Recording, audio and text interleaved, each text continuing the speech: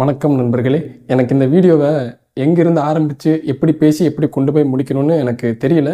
But நான் ஒரு மாதிரி கோர்வையாக கொண்டு போகிறேன், நீங்கள் புரிஞ்சுக்கோங்க. அதாவது இந்த வருஷம் வெள்ளிங்கிரி மலையேற்ற பயணம் பார்த்தீங்கன்னா இந்த வருஷத்தோட பிப்ரவரி 1ஆம் தேதியிலிருந்து அனுமதிக்கப்படும் அப்படின்ற மாதிரி சமீப காலமாக இந்த சமூக வலைதளங்களில் ஒரு ஒரு ஒரு இன்ஃபர்மேஷன் காட்டுத்தீயாக பரவிக்கிட்டு இருக்குது. அது எந்த அளவுக்கு உண்மைன்றது நாளைக்கு தெரிஞ்சிடும். ஏன்னா இன்றைக்கி பார்த்தீங்கன்னா ஜனவரி 31, 2025. ஸோ இந்த விஷயம் எந்த அளவுக்கு உண்மைன்றது நாளைக்கு தெரிஞ்சிடும். ஏன்னா போன வருஷம் பார்த்தீங்கன்னா இந்த பிப்ரவரிக்கு அப்புறமா தான் வெள்ளிங்கிரி ட்ரெக்கிங் வந்து ஓப்பன் பண்ணாங்க.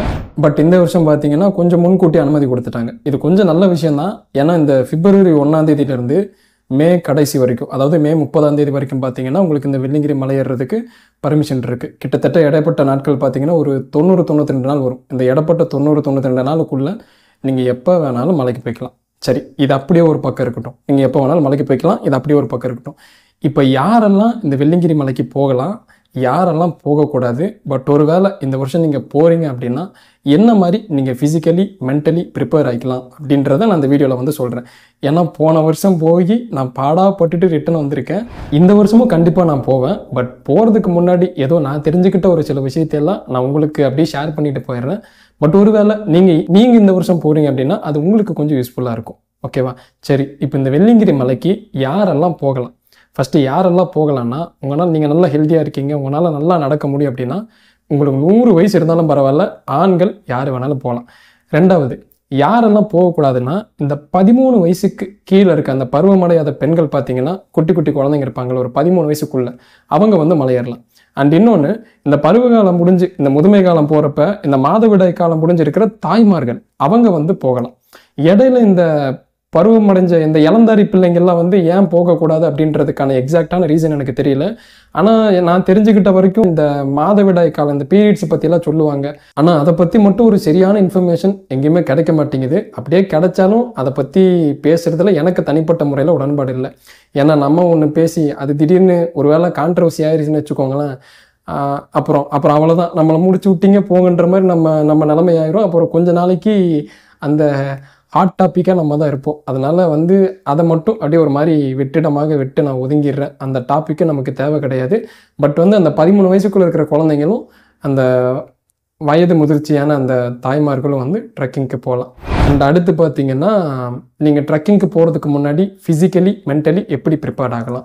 ஃபிசிக்கலி ப்ரிப்பேர் ஆகிறது ரொம்ப ஈஸி. அதாவது இப்போ இருந்து ஒரு 5 நாள் கழிச்சு நீங்கள் ட்ரெக்கிங் போகிறீங்க அப்படின்னா இன்னிலிருந்து டெய்லி வீட்டில் ஒரு 50 தோப்புக்கரணம் போடுங்க. 50 தோப்புக்கரணம் போட ஆரம்பிச்சிங்கன்னா அப்படியே டே 1, டே 2, டே 3, டே 4, டே 5ங்கிறப்ப உங்களுக்கு அந்த காலோட மசில்ஸ் எல்லாம் அப்படி பிரேக் ஆகி மறுபடியும் ஒரு 5 நாளுக்குள்ளே மறுபடியும் ரெக்கவர் ஆயிடும். ஏன்னா இன்றைக்கி ஒரு 50 தோப்புக்கரணம் இன்றைக்கி போட்டிருக்கீங்கன்னு வச்சுக்கோங்களேன், நாளைக்கு காலையில் தொடையெல்லாம் பயங்கரமாக வலிக்க ஆரம்பிச்சிடும். ஸோ அதனால் நீங்கள் என்ன பண்ணுறீங்கன்னா இதுவே கண்டினியூஸாக கன்சிஸ்டன்சியாக ஒரு 5 நாள் பண்ணிட்டு வந்தீங்க அப்படின்னா நீங்கள் மலையேறப்ப உங்களுக்கு அந்த கால் வலின்றது பெருசாக தெரியும். அப்புறம் மென்டலி நீங்கள் எப்படி ப்ரிப்பேர்ட் ஆகலான்னா, இப்போ நீங்கள் மலை ஏறுறீங்கன்னு வச்சுக்கோங்களேன், இப்போ மலை ஃபுல்லாக நீங்கள் ஏறிட்டீங்க. மலை ஏறி முடிச்சதுக்கப்புறமா ஒருவேளை உங்களால் ஏற முடியல அப்படின்னு லைட்டாக ஒரு ஸ்பார்க் இங்கே தட்டிருச்சுன்னா இம்மிடியட்டாக நீங்கள் கீழே இறங்கிடுங்க. அப்படி நீங்கள் மலை ஏறணும்னு எந்த அவசியமும் கிடையாது. ஏன்னா நம்ம உயிரை விட மலை ஏறுறது அந்த அளவுக்கு நமக்கு இம்பார்ட்டண்ட்டே கிடையாது. அப்படி ஒரு வேளை நீங்கள் ஏறும்போது ஏதாவது ஒரு இடத்துல என்னால் முடியல, ஒரு மாதிரி மூச்சு வாங்குது, மூச்சு திணறுது அப்படின்னு உங்களுக்கு எங்கிட்டாவது தோணிருச்சுன்னா இம்மிடியட்டாக கீழே இறங்கிருங்க. வெள்ளிங்கிரி மலை அங்கேயே தான் இருக்கும். நம்ம அடுத்த வருஷம் கூட போய்க்கலாம். ஏன்னா நம்ம உயிர் நமக்கு முக்கியம். நம்ம உயிரோடு இருந்தால் தான் மலையை தாண்ட முடியும், 2வது மலையை தாண்ட முடியும், 7வது மலை வரைக்கும் போக முடியும். ஸோ அதனால் முடிஞ்ச அளவுக்கு உங்களால் முடியலன்னா இம்மிடியட்டாக கீழே இறங்கிருங்க. ஏன்னா கொஞ்சம் யோசிச்சு பாருங்களேன், போன வருஷத்தில் மட்டும் வெள்ளிங்கிரி மலை ஏற வந்தவங்களோட மரண எண்ணிக்கை மட்டும் கிட்டத்தட்ட ஒரு 9 பேர் பக்கம் இறந்து போயிருக்காங்க. அவங்க நினச்சிருப்பாங்களா வீக்கெண்ட் இந்த மாதிரி மலை ஏற போகிறேன்னு அவங்க சொல்லிட்டு வந்திருப்பாங்க. அவங்க வீட்டில் என்ன நினச்சிருப்பாங்க, சரி நம்ம பையன் எங்கேயோ மலை ஏறத்தான் போகிறான் போயிட்டு வந்துடுவான்னு சொல்லி அவங்க வந்திருப்பாங்க. கடைசியாக மலை ஏறும்போது மூச்சு திணறி மூச்சு அடைச்சி மூச்சோட சிரமப்பட்டு ஒரு மாதிரி இறந்தே போயிட்டாங்க. ஒருவேளை மேலே போய் நம்ம இறந்து போனாலும் நம்மளை கீழே கொண்டு வரதே ரொம்ப பெரிய சிரமம். ஏன்னா கீழே இருந்து ஒரு 5-6 பேர் மேலே வந்து நம்மளை அங்கேருந்து திருப்பி கீழே தூக்கிட்டு வந்து அதெல்லாம் ரொம்ப பெரிய ப்ராசஸ். அது நமக்கும் கஷ்டம், நம்ம கூட வரவங்களுக்கும் கஷ்டம், நம்மளை தூக்கிட்டு போகிறவங்களுக்கும் கஷ்டம். இதில் ரொம்ப ரொம்ப கஷ்டம் யாருக்குன்னா நம்மளை நம்பி வீட்டில் இருப்பாங்க பார்த்தீங்களா, அவங்களுக்கு தான் ரொம்ப கஷ்டம். அதனால இந்த வெள்ளிங்கிரி ட்ரெக்கிங்கை யாரெல்லாம் அவாய்ட் பண்ணலான்னா, இந்த ஹார்ட் பேஷண்ட்டு, அப்புறம் இந்த பிபி சுகரு, அப்புறம் இந்த லங்ஸ் பிரச்சனை இருக்கிறவங்க, குறிப்பாக இந்த அதான் சொல்லுவாங்க இந்த சுவாச பிரச்சனை, இந்த மூச்சோட ரொம்ப சிரமப்படுவாங்கல்ல அந்த ஹார்ட் பேஷண்ட், இவங்கெல்லாம் வந்து தயவு செஞ்சு இதை முற்றிலும் இந்த ட்ரெக்கிங்கை நீங்கள் தவிர்த்தரலாம். கீழே உங்களுக்கு அந்த அறிவிப்பு பலகை போர்டு வச்சுருப்பாங்க, இந்த மாதிரி பிரச்சனைலாம் இருக்கிறவங்க இந்த மலையேற்றத்தை வந்து அவாய்ட் பண்ணிடுங்க அப்படின்னு சொல்லி கீழே ஒரு அறிவிப்பு பலகை வச்சுருப்பாங்க.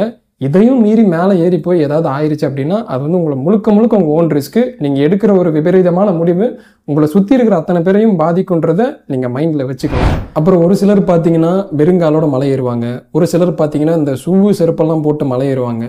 உங்களுக்கு எது கம்ஃபர்டபுளாக இருக்கோ நீங்கள் பார்த்துக்கோங்க. நீங்கள் வெறுங்காலில் போனால் உங்களுக்கு கரெக்டாக இருக்குமா, இல்லை ஷூ செருப்பு போட்டுக்கிட்டால் கரெக்டாக இருக்குமா, அது உங்களுக்கு எது கம்ஃபர்டபுளோ பார்த்து நீங்கள் அதுக்கேற்ற மாதிரி போய்க்கோங்க. ரொம்ப முக்கியமான விஷயம் இது ஃபஸ்ட் எய்டு கிட் ஒன்று எடுத்துகிட்டு போயிருங்க. ஏன்னா போன வருஷம் நான் இதே மாதிரி வெள்ளிங்கிரி மலைக்கு போனப்போ இந்த ஃபஸ்ட் எய்டு கிட்டெல்லாம் இதை எடுத்துகிட்டு போகாமல் வெறுங்காலோடைய மலை ஏறிட்டேன். அப்படி வெறுங்காலோட மலை ஏறினதோட பின்விளைவு என்ன அப்படின்னா, இந்த ஃபஸ்ட்டு மலை ஏறுறப்பவே பார்த்தீங்கன்னா ஒரு மாதிரி அந்த படிக்கட்டே ஒரு மாதிரி ஏடா கூடமாக இருக்கும், ஒரு மாதிரி கரடு முரடாக இருக்கும். அது ஏதோ ஒரு படிக்கட்டில் என் கால் மாட்டி அடிபட்டு என்னோட லெஃப்ட் காலோட சுண்டு வரலுக்கு கீழே சதை பேஞ்சு அது ரொம்ப நிறைய பிளட் லாஸ் ஆயிடுச்சு. ஃபஸ்ட் எய்டு கிட்டு கூட எடுக்காமல் நான் போயிட்டேன். ஆனால் என்னோட நல்ல நேரமாக என்னவோ தெரியல, ஒரு அண்ணன் அப்போ தான் மலை ஏறினப்போ இந்த ஃப்ரூட்ஸ் எல்லாம் போட்டு ஒரு பேக்கில் கொண்டு வந்தார். அது பாலிதீன் பை கிடையாது, அது ஒரு பேக் தான். அந்த பேக்கை அவர்கிட்ட இருந்து அவர் கொடுத்தாப்புல, இந்த தம்பி வச்சுக்க, இதை போட்டு தான் கட்டிக்கிட்டு போட்டுக்கணும் அப்படி. அவர்கிட்ட இருந்து அதை வாங்கி அந்த பேக்கை 4 கிழிச்சு அதில் கட்டு போட்டுட்டு தான் அப்படியே கொஞ்சம் தூரம் என்னால் முடிஞ்ச அளவுக்கு மலை ஏறி போனேன்.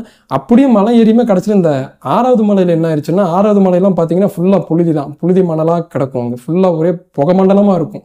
அதுவும் இல்லாமல் சம்மர் டைமில் வேறு நான் போயிட்டேன். அதனால் என்ன ஆயிடுச்சு, இந்த 6வது மலையில் மட்டும் ஒரு மாதிரி அந்த பிளட்டு லாஸ் ஆன இடத்துலேயே பார்த்தீங்கன்னா நிறைய மண் சேர ஆரம்பிச்சிருச்சு.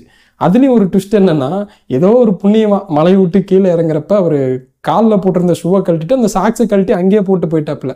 நான் என்ன பண்ணேன்னா, அந்த சாக்ஸை தூக்கி என் காலில் போட்டு கட்டிட்டு 7வது மலை வரைக்கும் போயிட்டு நான் வந்துட்டேன்.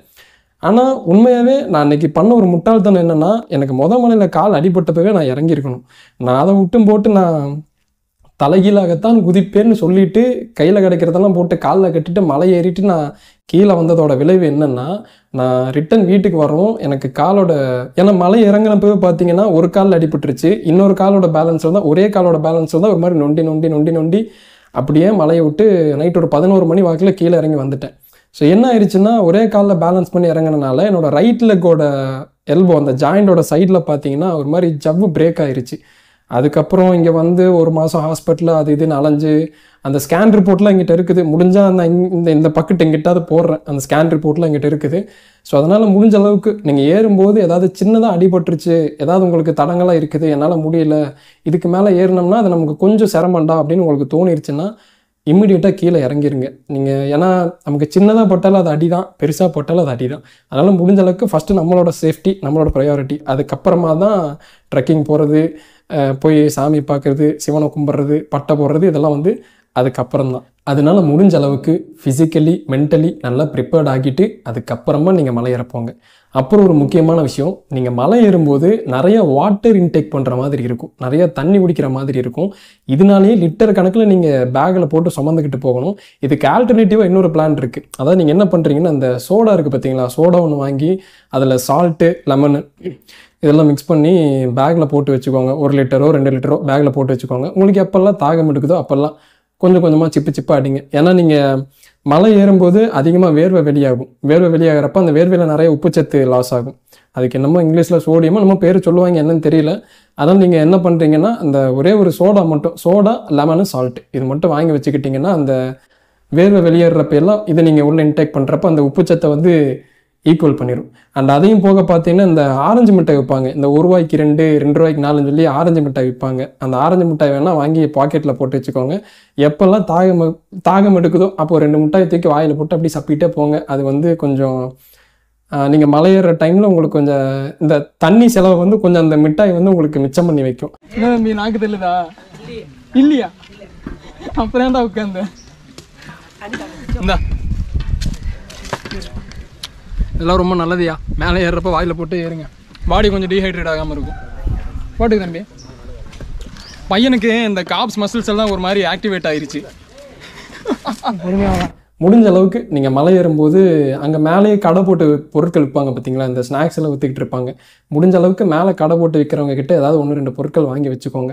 ஏன்னா இந்த 3 மாத சீசனை மட்டுமே நம்பி அங்கே இருக்கிற ஒரு சில மக்கள் பார்த்தீங்கன்னா கஷ்டப்பட்டு திங்ஸ் எல்லாம் மேலே எடுத்துகிட்டு போய் ஒரு 3 மாதம் மேலே டென்ட் எல்லாம் போட்டு ஸ்டே பண்ணி மேலே வர்றவங்களுக்கு பார்த்தீங்கன்னா இந்த ஸ்நாக்ஸு, ஃப்ரூட்ஸ் இதெல்லாம் விற்றுக்கிட்டு இருப்பாங்க. உங்ககிட்ட காசு பணம் இல்லைன்னா நீங்கள் கீழே அடிவாரத்தில் ஏதாவது வாங்கிட்டு வந்துக்கோங்க. அப்படி இல்லைன்னா நீங்கள் மேலே இருக்கிறவங்களுக்கு கொஞ்சம் அவங்களுக்கு கொஞ்சம் பாவம் இல்லையா, அவங்களுக்கு சேல்ஸ் ஆகணும்ல, அதனால உங்களுக்கு உங்களால் முடிஞ்சது ஏதாவது நீங்கள் மேலே திங்ஸ் வாங்கிக்கோங்க. அதுக்கப்புறம் நைட்டு மலை ஏறுறீங்கன்னா, நைட்டு மலை ஏறுறவங்களுக்கு இந்த டார்ச் லைட் ரொம்ப மஸ்ட்டு. டார்ச் லைட் இல்லாமல் மலை ஏறாதீங்க. முடிஞ்ச அளவுக்கு இந்த வீக்கெண்டில் போய் தொக்கா மாட்டிக்காமல் வீக் டேஸில் பிளான் பண்ணிக்கோங்க. இந்த வீக் டேஸில் ட்ரெக்கிங் பிளான் பண்ணிக்கிட்டீங்க அப்படின்னா பெருசாக கூட்டம் இருக்காது. ஆனால் இந்த வருஷம் எப்படின்னு தெரியல. அதனால் வீக்கெண்டில் போய் தொக்கா மாட்டிக்காமல் இந்த வீக் டேஸில் மட்டும் அழகாக ப்ராப்பராக பிளான் பண்ணி நல்லபடியாக போயிட்டு வந்துடுங்க. அண்ட் ரொம்ப முக்கியமான ஒரு விஷயம், டைம் வந்து ஃபிக்ஸ் பண்ணி மலை ஏறாதீங்க. அதாவது இந்த டைம்குள்ளே ஏறி இந்த டைம்குள்ளே நான் கீழே இறங்கிறேன்னு சொல்லி ஒரு டைமை கால்குலேட் பண்ணி மலை ஏறி கீழே இறங்க வேண்டாம். ஏன்னா அது எல்லா நேரமும் நமக்கு சாதகமாக இருக்காது. திடீர்னு மழையே வந்துருச்சுனால அது நமக்கு சிக்கல் தான். அதனால் இதுக்குன்னு டைம் ஒதுக்கிடுங்க. ஒரு நாள் 2 நாள் வருஷத்தில் எப்பயாவது ஒரு டைம் தான் வரும். அதனால் இதுக்குன்னு ஒரு பார்ட் ஆஃப் டைம் ஒதுக்கி ஒரு 2 நாள் எடுத்துக்கிட்டாலும் பரவாயில்ல. நீங்கள் பொறுமையாக மலை ஏறி பொறுமையாக கீழே இறங்கிடுங்க. அப்புறம் இந்த நைட்டு மலை ஏறுவீங்க பார்த்தீங்களா, நீங்கள் முடிஞ்ச அளவுக்கு இந்த ஸ்வெட்டரு, பெட்ஷீட்டு, அப்புறம் இந்த மஃப்ளரு, பஞ்சு இதெல்லாம் எடுத்துக்கோங்க. மேலே வந்து இந்த பனிப்பொழிவு அதிகமாக இருக்கும். அப்புறம் ரொம்ப ரொம்ப ஒரு முக்கியமான விஷயம், நைட்டு மலை ஏறுறவங்க தப்பி தவறி கூட மலை ஏறும்போது எங்கிட்டாவது லெஃப்ட்டு ரைட்டுன்னு டேக் டைவர்ஷன் எடுத்துடாதீங்க.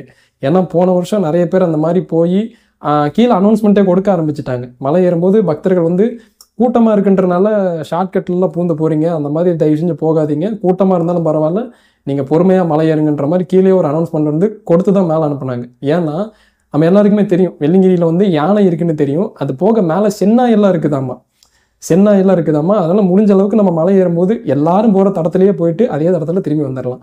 எங்கிட்டாவது நம்ம போய் டேக் டைவர்ஷன்லாம் எடுத்துட்டோம்னா அது நமக்கு தான் பிரச்சனை. அதை மட்டும் பார்த்துக்கிடுங்க.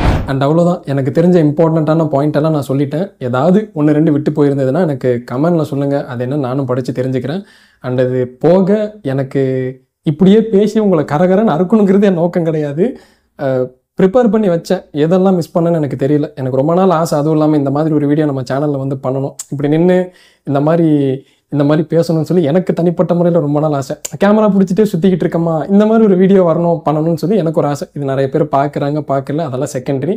ஏதோ இந்த மாதிரி எனக்கு பண்ணணும்னு ஆசை, நான் பண்ணிட்டேன். அண்ட் அது போக இந்த வருஷம் யார் வெள்ளிங்கிரி நீங்கள் ஃப்ரெண்ட்ஸோடு போனாலும் சரி, இல்லை நீங்கள் தனியாக போனாலும் சரி, உங்களுக்கு என்னுடைய வாழ்த்துக்கள். பார்த்து கவனமாக நல்லபடியாக போயிட்டு வந்தீங்கன்னா அதுவே போதுமானது. நான் மறுபடியும் சொல்கிறேன், நம்ம உயிரை விட வெள்ளிங்கிரி மலை ஏறுறது அவ்வளோ இம்பார்ட்டண்ட்டாக இல்லை. அதனால் முடிஞ்ச அளவுக்கு ஃபிசிக்கலி மென்டலி நல்லா ப்ரிப்பேர்ட் ஆகிட்டு அதுக்கப்புறமா ட்ரெக்கிங் போங்க. எனக்கு தெரிஞ்சு அடுத்து நம்ம சேனலில் வரப்போகிற வீடியோ வெள்ளிங்கிரி வீடியோவாக தான் இருக்கும்னு நினைக்கிறேன். பார்க்கலாம், நானும் அதுக்கு தான் ரெடி ஆகிட்டு இருக்கிறேன். அண்ட் சீக்கிரமாக தென் கைலாயத்தில் சந்திப்போம். பாய்.